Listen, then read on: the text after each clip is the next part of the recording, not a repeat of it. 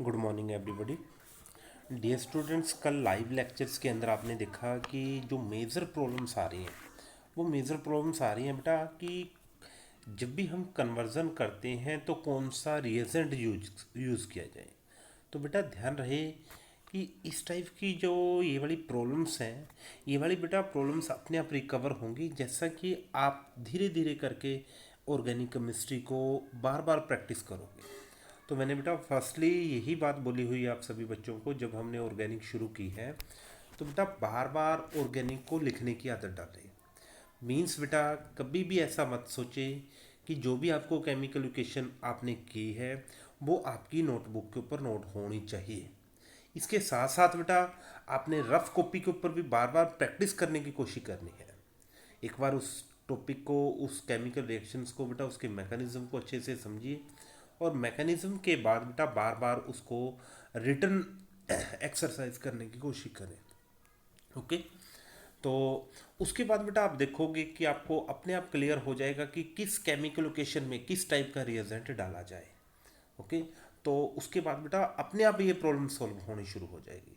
तो मीन्स बेटा आप बार बार प्रैक्टिस कीजिए जो आपको करवाया जा रहा है या फिर जो भी आपको असाइनमेंट शीट आपको प्रोवाइड की जाती है तो प्लीज़ उसको सॉल्व करने की कोशिश किया करें और सॉल्व करने के साथ साथ उसको बेटा हर बार नोट करने की कोशिश डालो।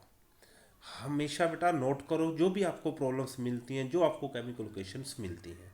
उसके बाद बेटा ये वाली प्रॉब्लम्स आपकी बिल्कुल अच्छे से रिकवर हो जाएगी। ओके।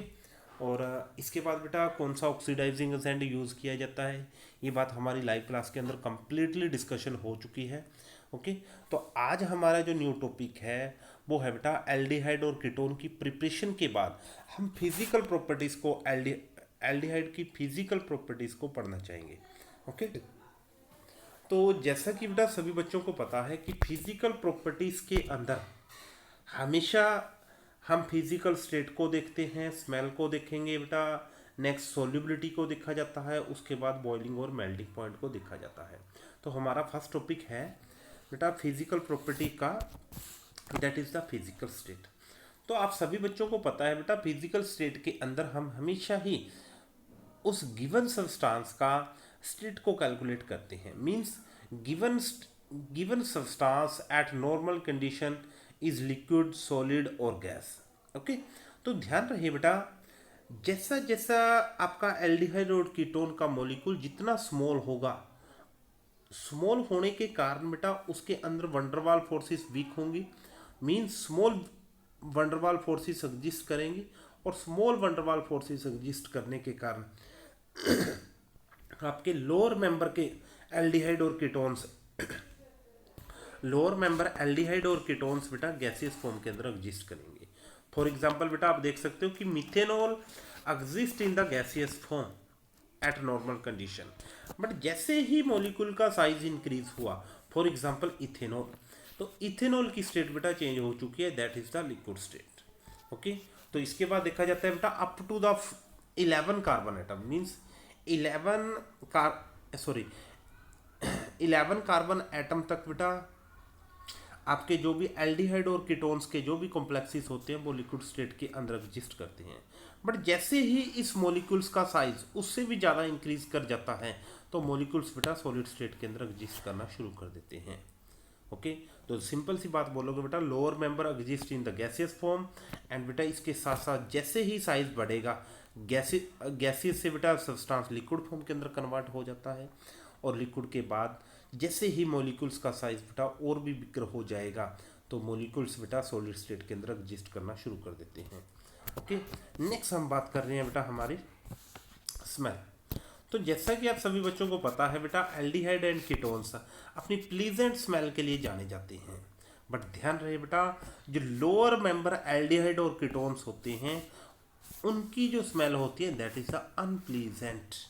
बट जैसे जैसे मॉलिक्यूल का साइज इंक्रीज होगा बेटा ये अपनी फ्रेग्रेंस के लिए जाने जाते हैं, मीन्स उनकी प्लीजेंट स्मेल के लिए जाने जाते हैं।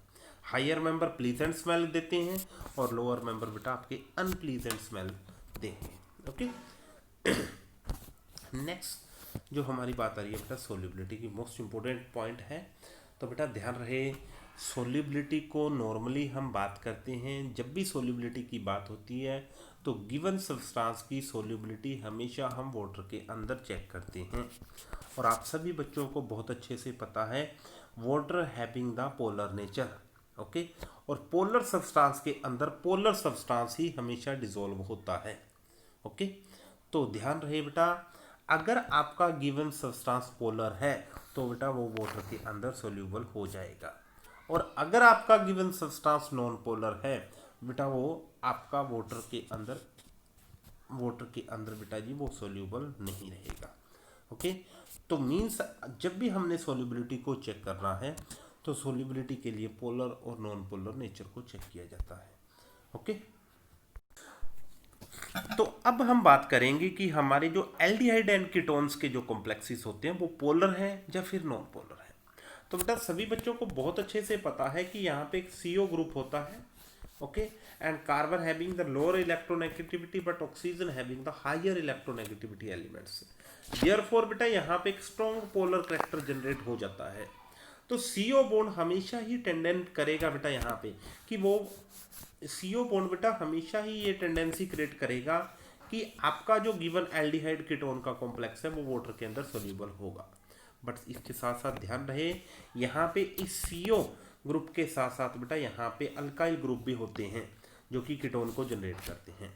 तो ध्यान रहे these alkyl group having the non polar character, because बेटा जो हमारे सिंपली अल्केन कॉम्प्लेक्सेस होते हैं उनका नेचर नॉन पोलर होता है। तो R ग्रुप हैविंग नेचर बेटा non polar, but CO having nature the polar nature, okay. तो CO के कारण मॉलिक्यूल बेटा वाटर के अंदर सोल्यूबल होगा, बट R ग्रुप के कारण मॉलिक्यूल आपका अनसोल्यूबल होगा, ओके। तो अब आपने ध्यान रखना है बेटा, अगर R ग्रुप बेटा छोटे हैं मीन्स स्मॉल हैं तो आपका मॉलिक्यूल वाटर के अंदर सोल्यूबल हो जाएगा, बट जैसे जैसे R ग्रुप का साइज बढ़ेगा तो आपका बेटा जो गिवन कॉम्प्लेक्स होगा वो वाटर के अंदर इनसोल्यूबल हो जाएगा, बिकॉज R ग्रुप बेटा हमेशा ही ये बात बेटा ये फैक्टर जनरेट करेंगे कि ये वाला बेटा वाटर के अंदर सोल्यूबल ना हो। तो हमेशा बेटा इन R ग्रुप के ऊपर डिपेंड करेगा कि गिवन मॉलिक्यूल इज सोल्यूबल और नॉट सोल्यूबल। तो यहाँ पे बेटा लिखा हुआ है up to the 4 carbon atom आपका aldehyde and ketones are soluble in water but higher member are insoluble in nature, okay. तो यहाँ तक बेटा हमने फिजिकल प्रॉपर्टीज की स्टेट को पढ़ा, स्मेल को पढ़ा और सोल्यूबिलिटी को पढ़ा। कल हम बेटा बॉइलिंग पॉइंट्स को पढ़ेंगे, that is also most important topic, okay. तो बेटा पीछे जो भी आपकी प्रॉब्लम्स आ रही हैं प्लीज़ उस प्रॉब्लम्स को भी आपने डिस्कशन करना है, और कोई भी बेटा आपको प्रॉब्लम है तो please contact me, okay. Thank you.